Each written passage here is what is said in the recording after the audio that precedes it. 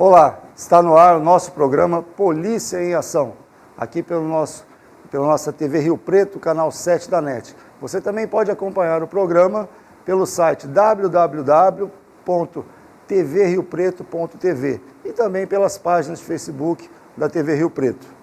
Nosso programa, como já dissemos aqui, é um espaço para que todas as polícias possam mostrar o seu trabalho. E nós também temos um viés de orientação da população nos assuntos relativos à segurança pública. Hoje, por exemplo, estaremos entrevistando aqui o Dr. Evandro Pelarim, que é o juiz titular da Vara de Infância e Juventude de São José do Rio Preto. Doutor, é um prazer estar recebendo o senhor, é uma honra recebê-lo aqui no nosso programa. Seja muito bem-vindo. Eu que agradeço, Coronel Vicente, mais uma vez poder estar aqui na TV Rio Preto. Doutor, nós sabemos da sua história, que o senhor veio lá de Fernandópolis, é isso? E o senhor ficou notoriamente conhecido pelo fato de ter implantado lá o que talvez erradamente as pessoas falam do toque de recolher. Não tem como a gente falar com o senhor e não lembrar disso. Nós gostaríamos que o senhor falasse rapidamente dessa experiência que o senhor teve lá, para depois a gente propriamente estar falando aqui de São José do Rio Preto, como o senhor tem atuado aqui em São José do Rio Preto. Eu cheguei em Fernandópolis, Coronel, em 2005, e vindo de Estrela do Oeste, e lá nós tínhamos, recebia bastante pedidos de algumas pessoas da sociedade, principalmente os vereadores que me abordavam, as pessoas do povo, enfim, de modo geral, reclamando bastante sobre a presença de menores desacompanhados nas ruas, altas horas da noite, fazendo uso de bebidas alcoólicas ou até outras drogas, suspeitas de outro tipo de droga. E nós pedimos então, na época, fizemos uma reunião com a Polícia Militar, com a Polícia Civil, com o Ministério Público, a OAB, e pedimos para a polícia fazer uma incursão noturna para ver se aquilo que a gente realmente recebia de denúncias, em que medida se confirmava na prática, né? A gente sabia que tinha problemas, evidentemente, mas queria saber também a extensão disso. E eu me lembro que logo na primeira noite, um sábado à noite, o capitão da Polícia Militar na época, o capitão Gilberto, me ligou e disse: doutor, precisamos requisitar um ônibus, que era a quantidade de adolescentes envolvidos com bebidas e outras drogas era muito grande. Aqueles adolescentes foram levados ao fórum pela polícia, tivemos que chamar a ambulância para socorrer alguns. E a partir dali, então, nós tivemos uma dimensão muito mais precisa e, infelizmente, muito mais difícil e mais aguda do que as próprias denúncias levavam a respeito da situação de risco de menores nas ruas. Então, nós sempre solicitamos da polícia o apoio, da Polícia Militar e da Polícia Civil, e eram frequentes as rondas aos finais de semana para que nós abordássemos os menores em risco e conduzíamos então até os seus pais, mediante termo de advertência, muitos, enfim, que aqueles que se descumpriam, aí sim o Estatuto prevê a aplicação de multas e outras penalidades, e foi aí que trabalhamos em torno de 7 anos e meio, mais ou menos, com essa decisão. A gente sabe, a população de bem aprova o seu trabalho. A gente, como na época eu comandava aqui a Polícia Militar, mas ouvia sempre falar muito bem do senhor lá, das suas ações lá em Fernandópolis, e a gente fica pensando, poxa, se há um apoio popular, as pessoas de bem aprovam esses procedimentos, e no final, por eu queria que o senhor me explicasse como que acabou não sendo possível dar continuidade a esse trabalho. Sim, houve uma contestação jurídica a respeito da decisão, dizendo que nós, os juízes da infância, não poderíamos estabelecer horários para menores desacompanhados, né, e em situação de risco. Evidentemente que, óbvio, que a gente não só respeita como cumpre a decisão superior, porque nós, na nossa interpretação do Estatuto da Criança e do Adolescente, é que o menor ele deve estar sempre protegido, que é o princípio da proteção integral. Agora, se ele está desprotegido daquele que ele deve receber o apoio para a proteção primária, que são os pais, e ele está num local de situação de risco, comprovadamente em situação de risco, como nós fazíamos e observávamos, né? Em bebidas alcoólicas ou outras drogas, então nós dizíamos aos pais, olha, vão com seus filhos então, ninguém está proibido de sair, não é nada disso, mas desde que esteja o menor de 18 anos protegido pelos seus pais. Então aqueles que não estivessem com os pais, então a nossa decisão era que pelo menos por volta das 23 horas fossem conduzidos à presença dos pais. E houve uma impugnação jurídica a respeito disso, no Tribunal de Justiça foi até confirmado em São Paulo, mas no Superior Tribunal de Justiça, pelo voto do então ministro Teori Zavascki, que é esse que depois foi para o Supremo Tribunal Federal, né, e foi vítima desse trágico acidente, um excelente magistrado, diga-se de passagem, mas pelo voto dele, como relator, entendeu-se que nós não poderíamos dar esse tipo de decisão. Evidentemente, nós cumprimos e encerramos o trabalho da forma como fazíamos. Nós aqui acompanhávamos à distância o seu trabalho lá, e eu confesso que na época, estando à frente da Polícia Militar, eu ficava torcendo para que um dia o senhor viesse aqui, e seria uma honra trabalharmos aí juntos, tentando aí melhorar essa questão do menor, principalmente do menor infrator. E a gente observa que a partir do momento que o senhor veio para Rio Preto, até um dia nós estivemos juntos numa entrevista, e ele perguntaram assim, olha, mas o senhor tem um desafio maior aqui, né? Porque é uma cidade maior, uma cidade mais populosa, os problemas são maiores. E o senhor falou assim, olha, mas nós vamos atuar. Então eu admiro pessoas que não dão desculpas da dificuldade que vai fazer, mas faz a sua parte. Se todos fizessem a sua parte, eu tenho certeza que o resultado seria bom para toda a população. Nós aqui, antes da sua chegada, nós notávamos que a vara da infância tinha um comportamento. E foi a mudança de comportamento, a mudança de procedimento da vara da infância, a partir do momento que o senhor chegou, foi assim, bruta, foi algo que chamou muito a atenção. Inclusive, nós temos aqui, eu pedi para nossa produção separar um quadro estatístico aqui, que eu gostaria de mostrar, porque, na verdade, os números falam por si só. Mas nós vamos comentar esse quadro só para mostrar o que de fato aconteceu. Então, o senhor veio para cá no começo de 2015, se eu não me engano, exatamente. Fevereiro de 2015. Exatamente. Tá? Então, o que nós temos ali é uma estatística da Secretaria de Segurança Pública, onde mostra os infratores apreendidos em flagrante, em São José do Rio Preto, isso é só na cidade de São José do Rio Preto. Em 2014, antes da sua chegada, 465 menores infratores apreendidos em flagrante. Já em 2015, esse número sobe para 573. Agora, olha esse detalhe. Em 2014, nós tivemos apenas um menor infrator apreendido por mandado. O senhor chega no começo de 2015 e esse número já sobe para 41. Em 2016, o número de menores, dos infratores apreendidos diminui bastante, de 573 no ano anterior para 380. E o número de infratores apreendidos por mandado vai mais que duplica. Então, em menos de 2 anos, de 1 foi para 83. Então, eu acho que esse número aí prova o que a gente já sabia, que a mudança de comportamento da vara da infância e juventude, e esses números mostram o seguinte, para que a população entenda, aquela parte acima, que são os menores apreendidos em flagrante, a polícia está nas ruas e apreende o menor em flagrante, ele é levado. Muitas das vezes, mas muitas das vezes, ele simplesmente é liberado para os pais ali no local mesmo.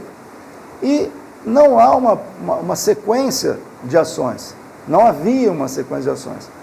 Com essa mudança de comportamento que eu falei da vara da infância e juventude, que o senhor é o juiz titular, a gente vê que aumentou muito, mas muito mesmo, 80 vezes mais, o número de menores apreendidos por mandado. Ou seja, foi dado sequência, os processos estão em andamento na vara da infância e juventude.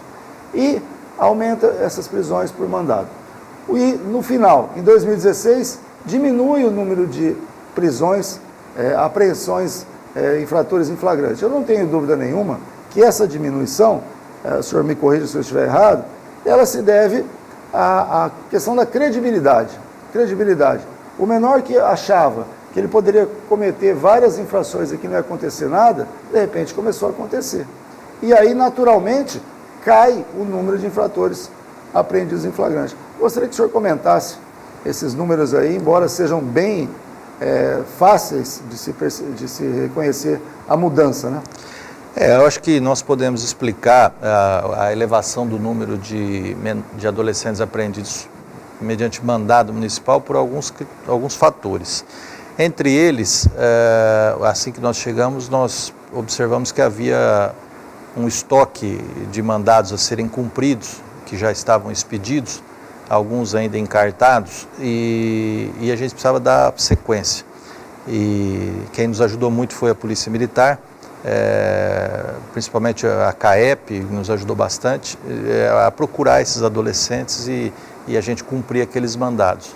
E já em 2016, nós tínhamos também muitos adolescentes que não eram encontrados, que estavam muito difíceis para se encontrar, mudaram de casa ou, enfim, não sabia se estava em outra cidade e com mandados ainda pendentes. E aí também a Polícia Civil, o pessoal, a gente chama, né, os meninos lá do GOI, nos ajudando bastante também para encontrar e descobrir. Então a gente conseguiu praticamente zerar o estoque de mandados que estavam pendentes a serem cumpridos. Então hoje nós não temos mais mandados pendentes, então o pedido do Ministério Público é feito, se deferido, imediatamente o mandado é expedido e a Polícia Militar ou Civil já cumpre.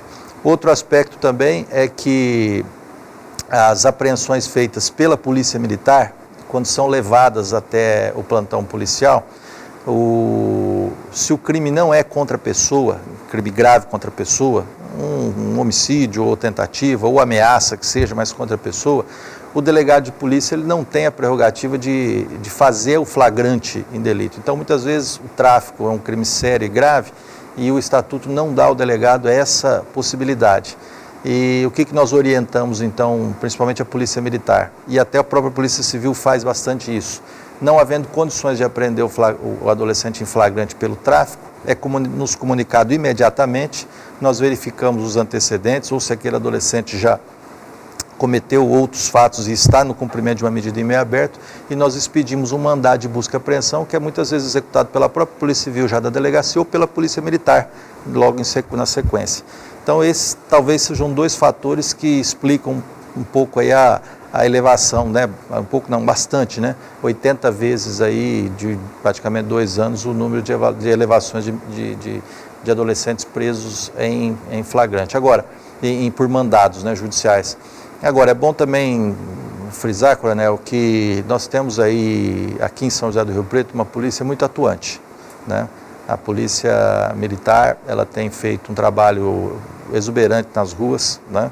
No que diz respeito aos adolescentes, é muito comum, toda semana, né, a Polícia Militar traz até o fórum adolescentes que foram apreendidos ou que estão, ou que deveriam estar cumprindo prestação de serviço e não estão cumprindo, adolescentes que conseguiram uma medida mais leve, mas estão, enfim, furando a medida, não estão cumprindo direito a medida, leva até o fórum, esse adolescente é ouvido e muitas vezes ele já é apreendido, né? A própria Polícia Civil também tem feito um trabalho muito bem feito, que é de não deixar passar nenhum caso em que nós precisamos de urgência. Então, a título de exemplo, né, desde que eu estou aqui, nas audiências em que a Polícia Civil é a responsável pela apresentação dos menores, nós não tivemos nenhuma audiência que não foi feita por falta de apresentação de adolescente. Todos os adolescentes a Polícia Civil nos apresentou. Então, eu acho que, se não, a Vara da Infância e Juventude, ela só funciona dentro desse esforço conjunto, né? E as duas polícias aí têm sido a base fundamental do nosso trabalho. Muito bem. Meus amigos, nós vamos para um rápido intervalo comercial, voltamos logo depois, não saia daí. Quero convidar você que está precisando comprar móveis ou vai casar, a CRB Móveis é o endereço certo. Afinal, 28 anos de excelência em qualidade, entrega para toda a Rio Preto e região e montagem também, sem custo adicional. Na linha de estofados você tem mais de 20 modelos diferentes, homes, racks, toda para sua sala. Em cozinhas, você tem todas as cozinhas aqui em aço, madeira, também salas de jantar. Dormitórios, você encontra toda a linha de dormitório das melhores marcas da região. Então venha para cá, no alto da Avenida Mirassolândia, 2075, na Avenida Danilo Galeazzo e também em José Bonifácio.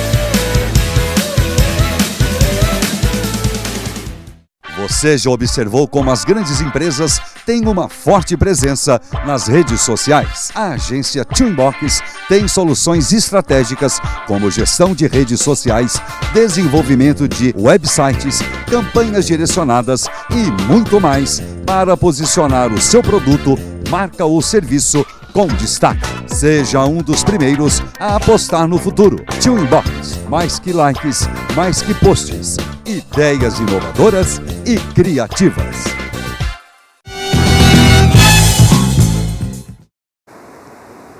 Voltamos com o nosso programa Polícia em Ação, aqui pelo canal 7 da TV NET, TV Rio Preto, canal 7 da NET.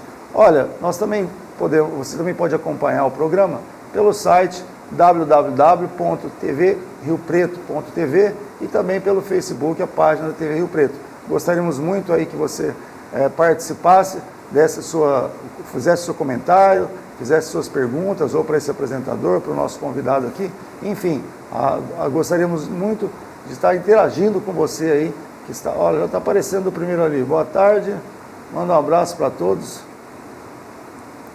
Pessoal de Bom Jesus, Minas Gerais, muito obrigado aí, olha, o João Santos de Bom Jesus de Minas Gerais nos acompanhando aí no nosso programa. Muito obrigado pela sua audiência, viu? Continue participando sempre. Bem, como eu disse, nós estamos aqui tendo a honra de receber o Dr. Evandro Pellarin, que é o juiz titular da Vara de Infância e Juventude aqui de São José do Rio Preto. Nós falávamos com relação ao aumento das apreensões de menores. Eu posso dizer, pela Polícia Militar no ano de 2015, que eu era o comandante. O que melhorou em relação ao policial com essa mudança de comportamento, com esses seus procedimentos na Vara da Infância. O policial, ele tem uma dificuldade para conseguir apreender em flagrante esse menor. Não é fácil, passa pelas ruas e vai apreendendo, não. Mesmo aqueles que estão no tráfico, estão vendendo drogas ou praticando furtos de veículos, furtos de tudo, outros tipos de materiais, o policial, ele vai trabalhando com informações, ele vai juntamente com o serviço de inteligência da polícia, vai conferindo ocorrências em determinados locais e efetua a prisão. Quando apresenta na delegacia, e pelas razões pelo que o próprio juiz disse aí, não é feito flagrante, mas depois não havia uma continuidade, o policial ficava, de certa forma, desapontado, porque viu o seu trabalho não tendo prosseguimento. A partir da chegada dele, para que a população entenda, vamos supor, um crime muito comum aqui, que é o furto de veículos. Muitos menores praticam furtos de veículos, às vezes simplesmente para pegar um veículo no centro da cidade e ir para casa, num bairro distante, e depois abandona o carro.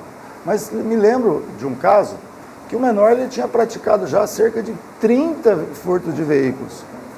E você apreendia esse menor, chegava na delegacia, ele era liberado para a mãe.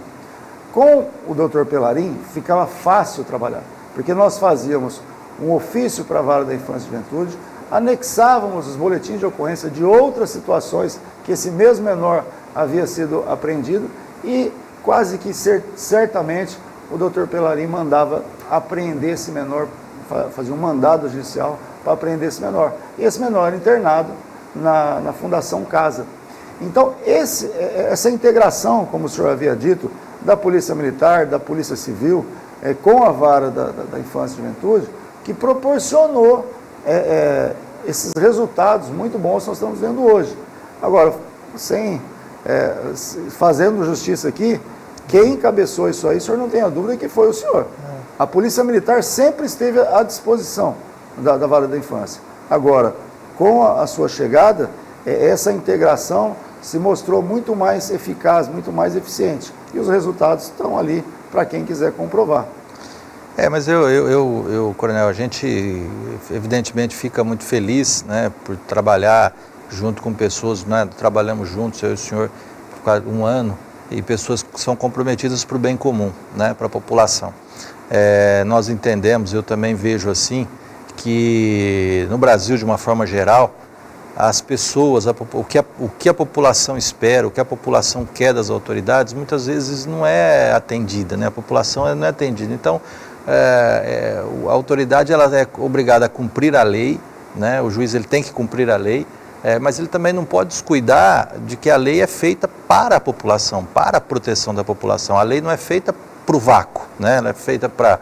né? Então, o que a gente observa em relação aos menores? Né? Há, de uma certa forma, uma proteção desmedida e que não está na lei, né? Uma proteção no sentido de passar a mão na cabeça, né? Que não está na lei. Né? O Estatuto está longe de ser uma lei boa, excelente, quer dizer, uma lei perfeita, como toda obra humana precisa de melhoramentos, a gente sabe disso, mas também o Estatuto não é uma alforria para infrator, não. Né? Já aplicando o Estatuto, a gente já consegue caminhar em muitas coisas aí. Né? Então, eu acho que nós precisamos ter mais essa atenção, né, à lei, dar atenção às pessoas, aquilo que a população espera. Porque o cidadão que está lá na rua, imagina, a gente sempre pensa assim também. Né? Acontece muito, o senhor falou furto. Acontece muito, a moça está caminhando pela rua, saindo do shopping com a sua bolsa, vem alguém, aponta uma arma, uma faca, rouba, quer dizer, e o trauma dessa pessoa, como é que fica, né? Então eu acho que é aí que nós, a polícia e a justiça, temos que trabalhar. Uma outra medida muito interessante que passou a ser, vamos dizer, mais intensificada com a sua chegada, foi a questão da liberdade assistida, que me recordo que nós, entre aspas, nós vigiávamos esses menores infratores. Isso. Essa medida, sem dúvida nenhuma, melhorou também o contexto, né? A gente, ainda hoje nós tivemos uma reunião sobre a liberdade assistida. A liberdade assistida é uma medida para o adolescente que comete pequenas infrações e que não vai ficar sujeito a uma prisão, né? Linguajar comum entender. Então ele é obrigado por um período de 6 meses a frequentar determinados ambientes onde ele vai receber instrução, ele vai ser ajudado junto com os pais a mostrar para ele que o crime não compensa. Só que ele tem algumas regras, e entre essas regras é permanecer em casa, não sair no período à noite, salvo a estudo ou a trabalho, né, quando autorizado. Então a gente conta com a Polícia Militar que estava fazendo essa fiscalização. Agora, possivelmente, a gente vai estender mais uma força que vai nos ajudar nisso, que é a Guarda Municipal, para que nós possamos ir até a casa do cidadão, ir lá e checar, né? Bater na porta e ver o que está acontecendo. Claro que Rio Preto, hoje nós estamos aproximadamente com 400 adolescentes em liberdade assistida e vigiados, né? Então não é fácil, imagina a polícia ter o seu trabalho normal, nós não podemos cobrar isso da polícia, a gente tem que ter bom senso, né?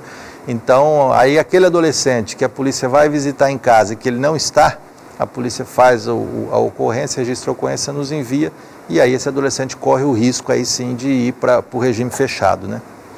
Olha, está aí não sei em que ponto está essa tratativa aí com a Guarda Municipal, mas acho bastante viável, bastante interessante, porque a partir do momento que a Guarda está fazendo um trabalho que poderia estar sendo feito pela Polícia Militar, ela libera a Polícia Militar para atuar mais incisivamente contra o crime, na defesa da população. E essa simples conferência não requer armamento, não requer treinamento, nada, é só ir até o local, como nós fizemos muitas vezes, até a residência, confirmar se o menor está na casa, e aí vai a importância dos pais, né, fazer cumprir essa determinação, porque caso não cumpra, ele aí sim pode ser internado, certo? Exatamente. Inclusive eu tive um contato agora com o diretor da Guarda Municipal, o Silvio, e nós já entabulamos num primeiro momento várias ações conjuntas. Uma delas que vai ser feita com maior incisividade em relação aos menores na nossa rodoviária, né? Há muitas reclamações de adolescentes usando drogas, importunando, e como a droga desestabiliza o ambiente, junta muitas pessoas, né, infratores, etc., a Guarda Municipal, que é responsável ali pela guarda daquele patrimônio, vai nos ajudar, né? Nós vamos fazer plantões e algumas incursões noturnas pela guarda, em que nós vamos recepcionar esses adolescentes, e aqueles que já tiverem antecedentes vão ser mandados para o regime fechado. Deixa eu ver, a Polícia Militar, ela sempre é muito cobrada, muito criticada.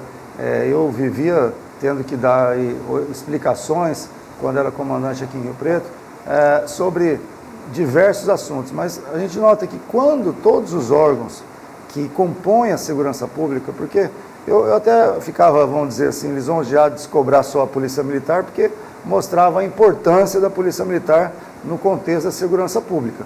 Mas a importância dessa integração com os órgãos, deixa eu ver, a Guarda Municipal atuando, a Polícia Civil atuando, a própria Vara da Infância e Juventude, aí a Polícia Militar, ela compondo essa gama aí, e não sendo a única responsável por tudo, quem ganha no final das contas é a população. Exatamente. Com certeza a população que sai ganhando nisso aí. E sabe o que é mais interessante, Coronel? Que isso que o senhor está dizendo está numa previsão expressa no Estatuto, no artigo 88.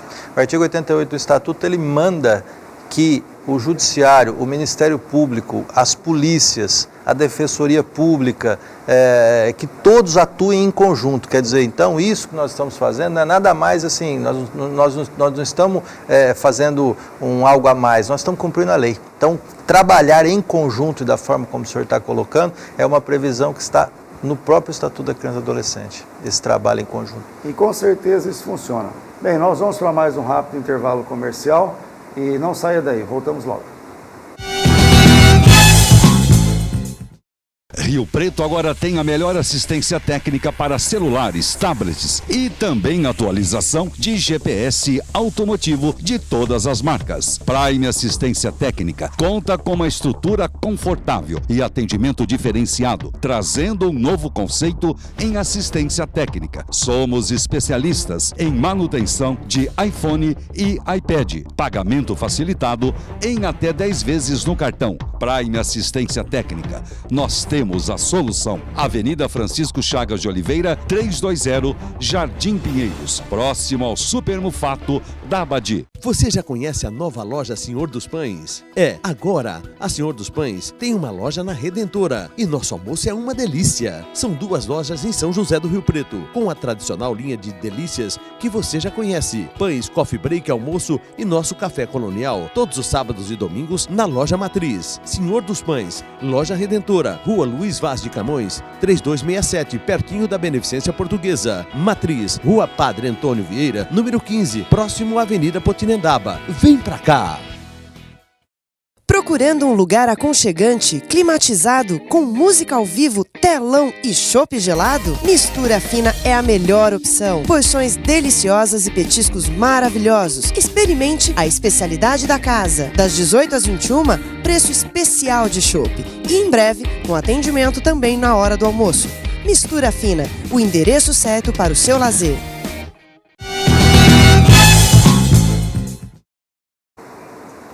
Estamos de volta com o nosso programa Polícia em Ação. Com o prazer aqui de estarmos recebendo o Dr. Evandro Pelarim, juiz da Vara da Infância e Juventude aqui de São José do Rio Preto. Doutor, a gente observa, também tenho filho adolescente, menina de 16 anos, que nós vemos aqui hoje no mundo onde os jovens têm muito acesso às informações e eles veem só o lado que lhes interessa.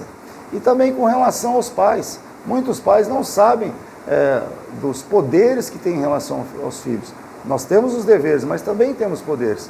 Eu, naquela palestra que o senhor estava lá no Dama 1, achei muito interessante essa parte que o senhor falou dos poderes e também dos deveres dos pais.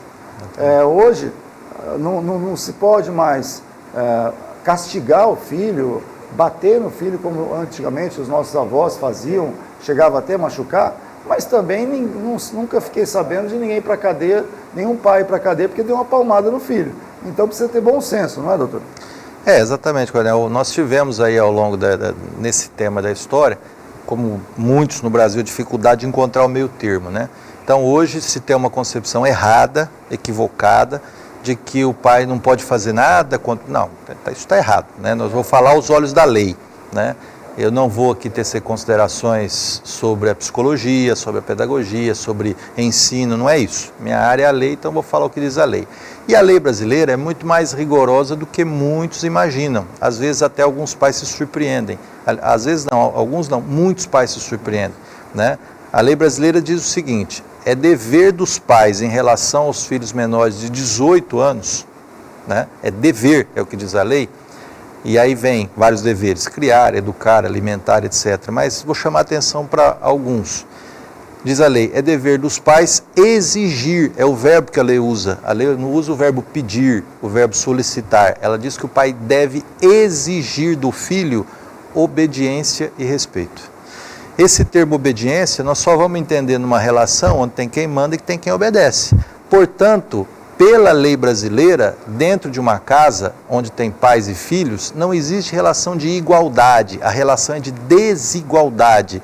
E uma desigualdade qualificada pela hierarquia, onde o pai não é que manda, diz a lei, deve mandar, né? Aí muitos se chocam, acham muito sério dizer isso. Não, repito, isso é o que está na lei. Agora, não está na lei de agora, não está no Código Civil de 2002, isso estava no Código Civil de 1916, estava no Código Teixeira de Freitas de 1850, nas ordenações filipinas, mandarines alfonsinas, estava no direito romano. É uma experiência humana de 2000 anos. Há 2000 anos que se entende que para uma família funcionar até determinada idade, o pai deve coordenar e determinar o destino do filho. É assim que está na lei, né? E a responsabilidade pelo filho é dos pais, a responsabilidade não é de outro, a responsabilidade é deles, né, dos pais que têm que fazer isso.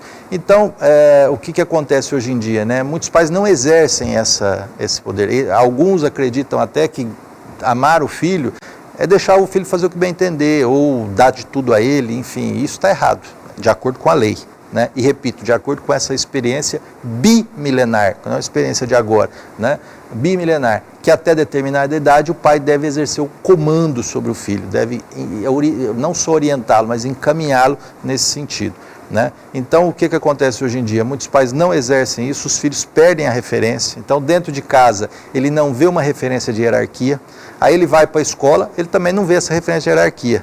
Não enxerga o professor, por exemplo, como... Exatamente. Ele acha que está no mesmo patamar do professor, chama de você, exatamente. Xinga, etc. Aí ele vai na rua, também não acha o policial na mesma referência. E assim vai. Então, são crianças, algumas que são criadas sem qualquer referência de hierarquia, não entende que a sociedade funciona dessa forma, né? E aí muitas vezes erram, por quê? Porque não entendem que nós devemos respeitar as pessoas mais velhas, que nós devemos observar quem passou mais pela vida, viveu mais, errou mais, pode, portanto, nos trazer uma experiência muito maior, né? E a lei brasileira, quando fala exige e tal, ela entende, no fundo, que quem ama cobra. O amor é o exigente, não é um amor indiferente e que deixa fazer qualquer coisa.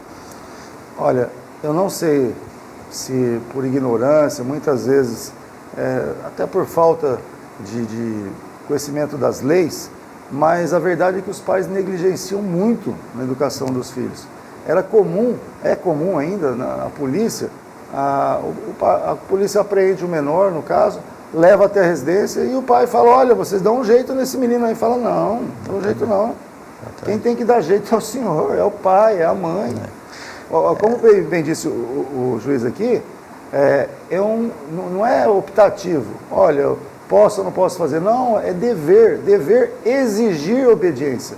Então, eu acho muito interessante essa parte aí. O senhor falou, o pai, a mãe, eles não estão no mesmo nível dos filhos. Hoje nós vemos filhos discutindo com os pais em questão de igualdade. No nosso tempo, pai e mãe, ele chamava de senhor, né? Hoje é você para cá, você para lá, discute na mesma altura. Olha, você dá uma liberdade para o seu filho, diferente do que era 50 anos atrás, até aí normal. E até bom para o desenvolvimento dessa criança, para não ficar uma criança muito acanhada, muito fechada. É interessante dialogar bastante com os seus filhos, mas dialogar dentro daquilo que foi falado. Olha, o pai é superior. O pai tem o dever de exigir obediência e o filho tem o dever de obedecer. E até os 18 anos. Eu tenho filha de 16 anos e a gente repara uma coisa grave que a gente vê hoje na sociedade, que é o acesso muito cedo à bebida alcoólica. E a gente insiste, fala, olha, bebida alcoólica para menor de 18 anos de jeito nenhum, jamais. E mesmo assim, é muito comum, até entre as meninas, hoje com 15, 16 anos, ingressarem nessa bebida alcoólica. Começa com uma batidinha, depois uma cervejinha, e a hora que vê, está quase virando uma alcoólatra. E a gente observa, assim, nos 32 anos de experiência policial aí, o que acontece? Ninguém começou diretamente usando cocaína. Não chegou uma menina de 15 anos e deram cocaína para ela cheirar lá numa festinha. Como que começa? Começa com a bebidinha. Hoje ela bebe um pouquinho mais, amanhã numa festa ela já está mais solta, de repente aí começam outras drogas, é maconha, é cocaína e daí por diante. Doutor, nosso programa aqui passa muito rápido, estamos aí partindo para o final. Gostaria que o senhor deixasse as suas considerações finais aí, principalmente para os pais e para os menores que estão nos assistindo. Isso aqui não é brincadeira, é lei, tem que cumprir a lei. E os pais não dá para alegar ignorância, não dá para ficar omisso não. Tem o dever de exigir a obediência dos filhos. Não deixe para outro, não deixa para o professor, não deixa para o policial, não deixa para o juiz educar seu filho. É obrigação sua. E se você não der essa educação, não mostrar para o seu filho que existem regras, o risco de você ter que buscá-lo numa delegacia, numa cadeia, ou então ter que levá-lo até um cemitério é grande. Primeiro, Coronel, agradecer o convite para estar aqui no programa, na TV Rio Preto, uma TV que presta relevante serviço aí para a nossa cidade. Parabenizar pelo programa, dizer que foi uma honra trabalhar com o senhor também, embora por um curto período, um companheiro, um colega de trabalho. E isso, como nós já dissemos aqui, o senhor bem enfatizou, né, a nossa tarefa é cumprir a lei, né, temos que cumprir a lei brasileira.